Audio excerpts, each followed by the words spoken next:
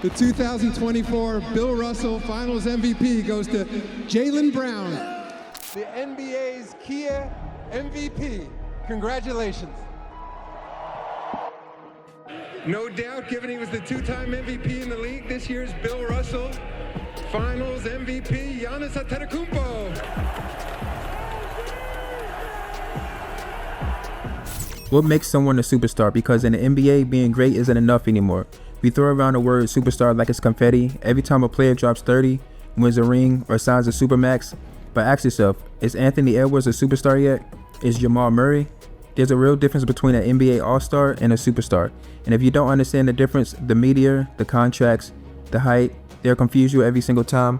Welcome back to the channel. It's your boy Kxng and I break down the truth behind the game. And today we're going to be pulling back the curtain that never dies. What separates an NBA All-Star from a superstar? Because in 2025, it's not just about stats anymore. It's about impact, leadership, marketability, and legacy. And by the end of this video, you should understand the difference. And you'll see exactly why this era belongs to Luka, Jokic, Shai, Giannis, and Jayson Tatum. These are the players that's going to carry the torch from LeBron, Steph, and KD.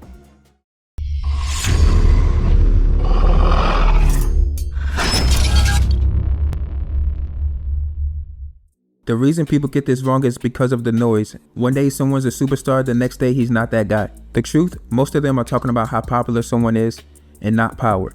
Because making an all-star team doesn't make you a superstar, it just means that you're recognized. A star in the NBA is somebody that masters their craft, they dominate their role, elevate their team, and deliver it night after night. They can carry you through a regular season and maybe even a playoff series or two. But here's the thing, stars live in a system. They need the right coach, the right spacing, the right co-star. They shine, but only within a structure that's built to support them. Think about players like Klay Thompson, elite at what he does, but he doesn't define the game. Jamal Murray, he's an electric scorer, but he doesn't dictate every possession. Bam Adebayo, he's vital for his team's success, but he doesn't change a playoff series. And that's where we place guys like Anthony Edwards, Donovan Mitchell, Devin Booker, Cade Cunningham, and Trae Young as of right now. They're stars, some of the brightest stars in the league, but not superstars yet. Let's talk about it. Anthony Edwards, let's start with Ant-Man. Finding Edwards driving. Oh, get out the way! How about that move? Anthony Edwards! Put that one! The face of Minnesota, he's explosive, magnetic, confident, and he feels like a superstar, but feeling like one isn't the same as being one. In the 2024 playoffs, Edwards looked ready to take the next leap. He dismantled the Suns, stared down Jokic, and gave Minnesota hope. But what happened when the lights got brighter? He hit a wall. Game 6 versus Denver, 18 points on rough efficiency. Game 7, he vanished when Minnesota needed him most. Superstars finish stories. They close the door, they bury their opponent. They write their legacy in elimination games. Ant hasn't done that yet, not consistently. His next step in becoming a superstar is controlling the game. When he learns to bend the game at will and not just react to it, then he'll become a superstar. Then there's Donovan Mitchell, one of the league's most consistent bucket getters. Now Mitchell splits a Mitchell crossover. Oh! He's been dropping 26 plus points night after night for years, putting on playoff performances most guards dream about. But in 2025, he's still yet to lead the team to the conference finals. That's not hate, that's just reality. His team defense hasn't elevated, and the leadership dynamic with Darius Garland hasn't fully clicked yet. And when the pressure rises, Mitchell's numbers always dip just enough for the Cavs to lose. You can't be a superstar if your ceiling tops out right when your team needs you. Superstars don't compete, they define errors. Mitchell's game is electric, but he hasn't evolved. He's great, but he hasn't changed the game. Devin Booker is one of the best scorers of this generation. He's smooth, calculated, deadly from anywhere. Booker on the inbound, fires from deep. But to be a superstar, you can't just score, you have to sustain impact. Since the Suns' 2021 finals run, the Suns have been stuck in neutral. He's had MVP level stretches, but he disappears because of him not playing well or because of injuries. A superstar dictates identity, but whose team is it right now? It's Devin Booker, because Kevin Durant is gone and all the blame is going to go towards Devin Booker. When Booker locks in, he's a top 10 talent, but superstars don't turn it on, they are the switch. Until he leads Phoenix to a finals again and be the undisputed leader of the group, he remains on the edge. He's close to being a superstar, but not quite. Now let's talk about Cade Cunningham, Detroit's young cornerstone.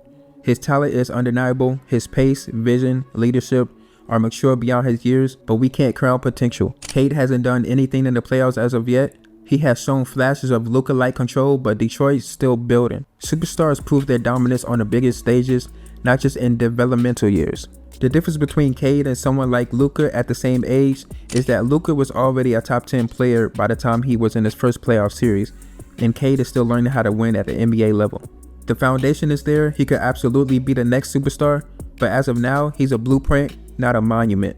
And until the Pistons become relevant again, we can't put him in that superstar tier. And finally, Trae Young.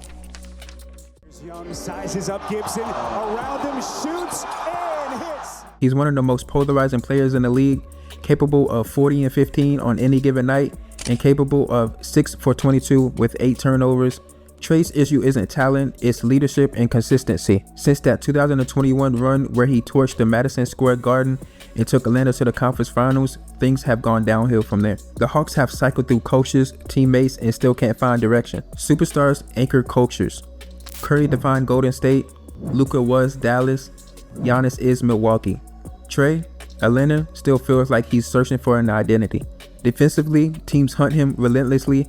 His body language in losses is questionable, and while his stats are elite, his impact hasn't led to team growth at all. It has led to frustration. Until Trae balances efficiency, defense, and leadership, he's a spectacular star, but not a superstar. A superstar is something else entirely. A superstar bends the game around their existence. When LeBron entered the league, the conversation changed. When Steph started bombing threes from half court, the sport changed.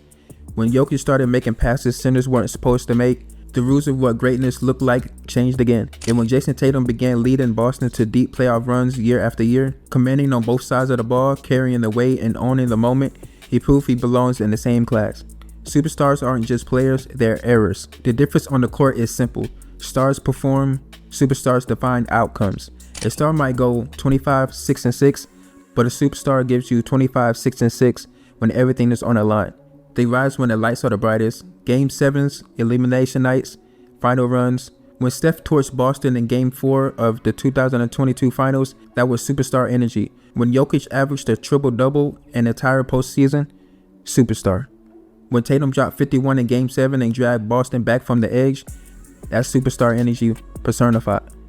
When Shai puts up 25 and controls every possession in crunch time, that's what I'm talking about. But here's the part that nobody talks about enough. The off-the-court difference. Superstars have gravity. They pull endorsements, headlines, kids wearing their shoes.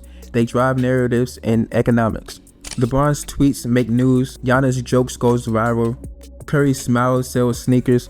Jokic's disinterest in fame is fame. And Tatum's calm confidence paired with Kobe's work ethic inspires a new generation of players and fans. And that's influence. And influence is part of the superstardom in the modern NBA.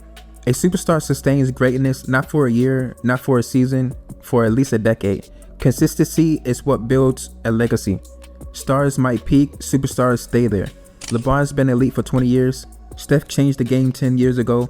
KD's been unstoppable for 15. And now the modern generation is stepping into that role. Giannis, a 2-time MVP, Finals MVP, and he's still hungry. Jokic, defining what a center is. Luka, the face of European dominance. Tatum, a perennial MVP candidate in the heart of a contender every year. Shai, the silent assassin who makes it look easy every night.